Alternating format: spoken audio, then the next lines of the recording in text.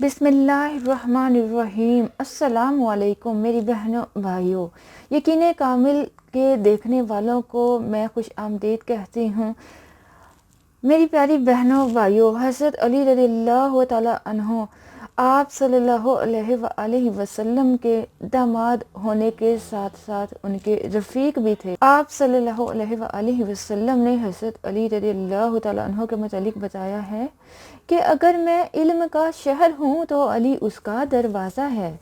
हज़रत अली रज़ियल्लाहु तआला अन्हो के पास इल्म का बहुत बड़ा ख़जाना मौजूद था।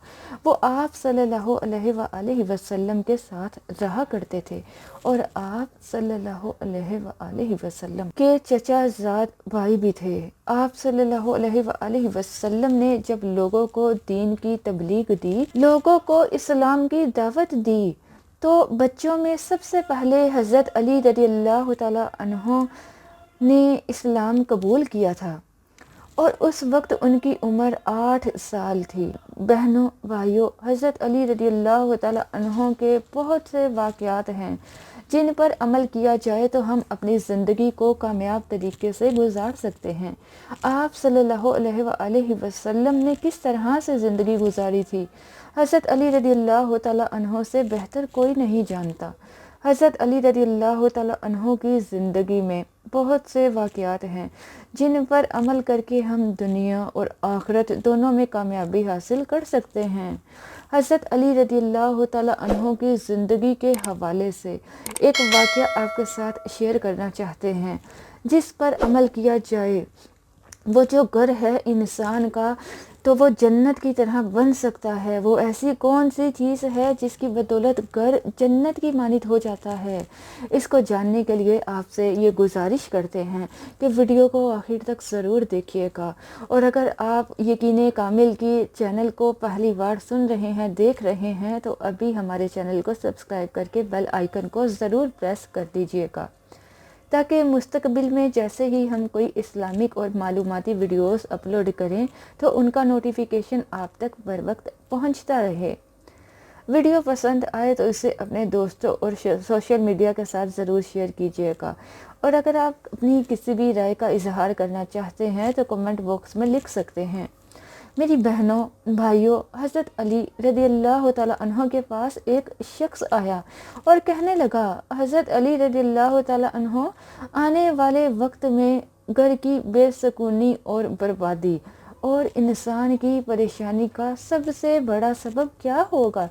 ये सवाल सुनकर हज़रत अली रज़ियल्लाहु तआला अन्हो ने उस शख्स को कहा कि आने वाले वक्त में घर की बेसुकूनी, बर्बादी और परेशानी का सबब औरत की बगावत होगी।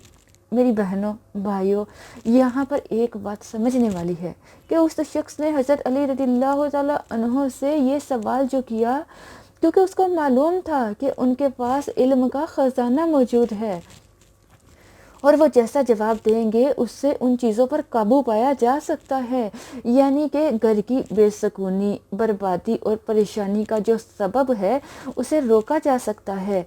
हज़रत अली रज़ियल्लाहु तआला अन्हो ने फरमाया कि औरत की बगावत की वजह से घर की बेसुकूनी, बर्बादी और परेशानी पैदा होगी।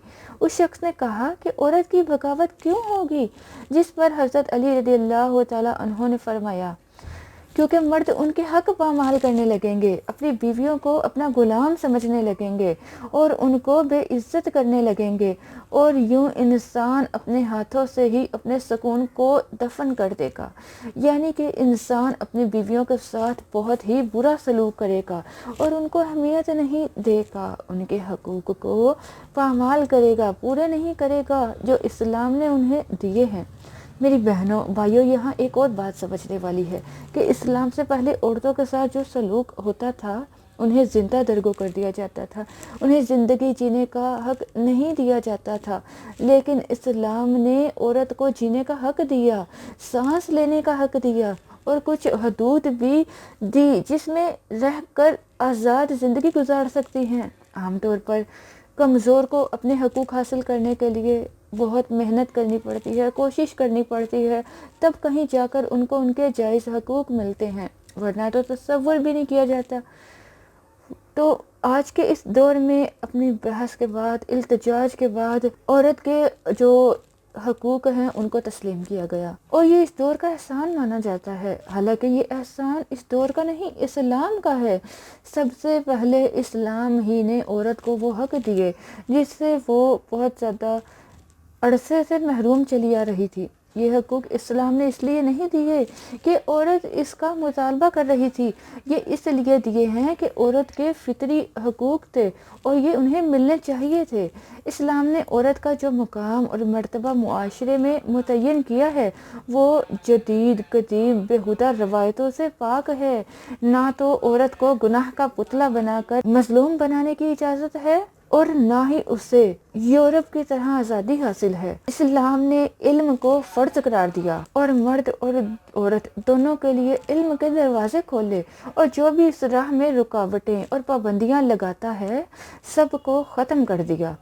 اسلام میں لڑکیوں کی تعلیم اور تربیت کی طرف خاص توجہ دلوائی گئی اور اس کی ترغیب دی گئی، جیسا کہ حضرت محمد مصطفیٰ صلی اللہ علیہ وآلہ وسلم نے ارشاد فرمایا، جس نے 3 لڑکیوں کی پرورش کی، ان کو تعلیم و تربیت دی، ان کی شادی کی اور ان کے ساتھ بعد میں بھی حسن سلوک کیا تو اس کے لیے جنت ہے۔ اسلام مرد عورت دونوں کے لیے مخاطب کر کے کہتا ہے، اس نے ہر ایک کو عبادت اخلاق میں شریعت کا پابند بنایا، جو کہ علم کے بغیر تو ممکن ہی نہیں۔ علم کے بغیر عورت نہ تو اپنے حقوق کی حفاظت کر سکتی ہے اور نہ ہی اپنی ذمہ داریوں کو ادا کر سکتی ہے جو کہ اسلام نے اس پر عائد کی ہیں۔ اس لیے مرد کے ساتھ ساتھ عورت کی تعلیم بھی نہایت ضروری ہے۔ میری بہنوں بھائیوں، ایک شخص نے حضرت علی رضی اللہ تعالیٰ عنہ سے پوچھا کہ عورت کے کون سے حق مرد پر واجب ہیں؟ حضرت علی رضی اللہ تعالیٰ عنہ نے فرمایا، پہلا حق مرد جب بھی عورت سے بات کرے اخلاق سے کرے، اس کی عزت کرے، اس سے پیار کرے اور کبھی بھی اسے کسی کے سامنے بے عزت نہ کرے۔ جو بات وہ اس کو سمجھانا چاہتا ہے پیار سے سمجھائیں، کیونکہ اصلاح برائے اصلاح اکیلے میں کی جاتی ہے، اور جو سب کے سامنے کی جائے وہ انسان کو بغاوت کی طرف مائل کر دیتی ہے۔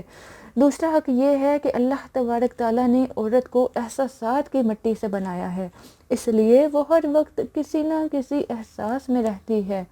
مرد کو چاہیے کہ مرد اپنی عورت کی چھوٹی چھوٹی بات پر اس کا شکریہ ادا کرتا رہے، اس کے چھوٹے چھوٹے کاموں کی تعریف کرتا رہے اور بار بار اپنی محبت کا اظہار کرے، اور تاکہ جو عورت کے احساسات ہیں وہ اپنے مرد کی طرف رہیں، ٹھیک ہے، وہ بغاوت نہ کرے اور کسی اور مرد کی طرف وہ مائل نہ ہو سکے۔ حضرت علی رضی اللہ تعالیٰ عنہ نے فرمایا، تیسرا حق مرد کو چاہیے کہ گھر کے کاموں میں اپنی عورتوں پر رحم کرے، اس کا ساتھ دے، اس کا ہاتھ بٹائے، جبکہ چوتھا حق یہ ہے کہ مرد کبھی اپنی بیوی کا مذاق نہ اڑائے اور جو چیز اسے نہ آتی ہو اسے اس کی تعلیم دے، اسی طرح کہ اس سے کمتری کا بھی احساس نہ ہو۔ اور پانچواں حق یہ ہے کہ اپنی بیوی کا احساس کرے اور ضروریات زندگی کی تمام جو چیزیں ہیں جو عورت کو چاہیے اس کو مہیا کرے۔ میری بہنوں، میرے بھائیوں، حضرت علی رضی اللہ تعالیٰ عنہ نے فرمایا کہ جب مرد اپنے یہ 5 فرائض ادا کر لیتا ہے تو عورت بغاوت نہیں کرتی۔ دوستو، بہنوں، بھائیوں، حضرت علی رضی اللہ تعالیٰ عنہ کی زندگی سے بے شمار واقعات ملتے ہیں، ان کے حکیمانہ اقوال بھی بہت زیادہ مشہور ہیں۔ تو اسی طرح حضرت علی رضی اللہ تعالیٰ عنہ نے ایمان کی 3 علامات بتائی ہیں۔ نمبر 1، کثرت تقوی۔ نمبر 2، نفس کی شہوتوں کو دبا کر رکھنا۔ نمبر 3، جو نفسیاتی خواہشات ہیں ان پر غالب آ جانا۔ اسی طرح حضرت علی رضی اللہ تعالیٰ عنہ نے تین اوصاف ایسے بتائے ہیں کہ جس انسان میں وہ موجود ہوں وہ کامل ایمان والا ہوتا ہے۔ نمبر 1، جب راضی ہو، خوش ہو تو خوشی میں آ کر کوئی برا کام نہ کرے۔ نمبر 2، جب ناخوش ہو، پریشان ہو تو ناخوشی کے باعث حد سے باہر نہ ہو جائے۔ نمبر 3، جب قدرت پائے تو کسی سے کوئی ایسی چیز نہ لے جو اس کی نہ ہو۔ میری بہنوں بھائیوں، ایمان کے حوالے سے حضرت علی رضی اللہ تعالیٰ عنہ کے جو اقوال ہیں وہ بھی آپ کے ساتھ شیئر کرتے چلیں۔ حضرت علی رضی اللہ تعالیٰ عنہ کا قول ہے کہ کامل ایمان کو اپنی جان کی بڑی فکر رہتی ہے، قیامت کے دن اس کا کیا حال ہوگا۔ ایمان ایک درخت ہے جس کی جڑ یقین ہے، شاخیں پرہیزگار، پھول حیا اور جو پھل ہیں وہ سخاوت ہیں۔ برائی کا احسان نابود کر دیتا ہے، کفر کو ایمان مٹا دیتا ہے، جبکہ ایمان سب سے اعلیٰ مقصود ہے۔ اسی طرح حضرت علی رضی اللہ تعالیٰ عنہ سے روایت ہے کہ آپ صلی اللہ علیہ وآلہ وسلم نے فرمایا، میں حکمت کا گھر ہوں اور علی اس کا دروازہ ہے۔ اور ایک اور روایت میں ہے جو حضرت علی رضی اللہ تعالیٰ عنہ کے حوالے سے حضرت عبداللہ ابن عباس، حضرت جابر رضی اللہ تعالیٰ عنہ کی بھی روایت کرتے ہیں کہ میں علم کا شہر ہوں اور علی اس کا دروازہ ہے۔ جو حصول علم کا ارادہ رکھتا ہو اسے چاہیے کہ وہ اس دروازے سے آئے۔ میری بہنوں بھائیوں، اس ویڈیو میں آپ کے ساتھ حضرت علی رضی اللہ تعالیٰ عنہ کی زندگی سے ایک واقعہ شیئر کیا ہے، جس سے معلوم ہوتا ہے کہ گھر کی پریشانی، بربادی اور بے سکونی کا سبب عورت کی بغاوت ہوگی، اور عورت کس وجہ سے بغاوت کرے گی اور کس طرح اسے روکا جا سکتا ہے۔ میری بہنوں بھائیوں، اسلام میں عورت کو ایک خاص مقام حاصل ہے اور ان کے فرائض بھی مرتب کیے ہیں۔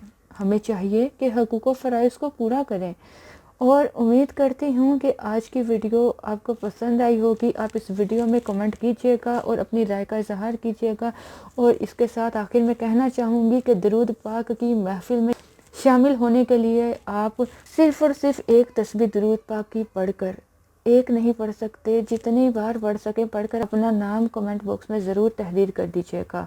انشاءاللہ اس برکت سے، اس درود پاک کی محفل سے، اس درود پاک کے نذرانہ سے اللہ تبارک تعالیٰ ہماری تمام پریشانیوں کو آسانی میں بدلیں گے۔ آپ سے اجازت چاہیں گے، اپنا خیال رکھیے گا، اللہ نگہبان۔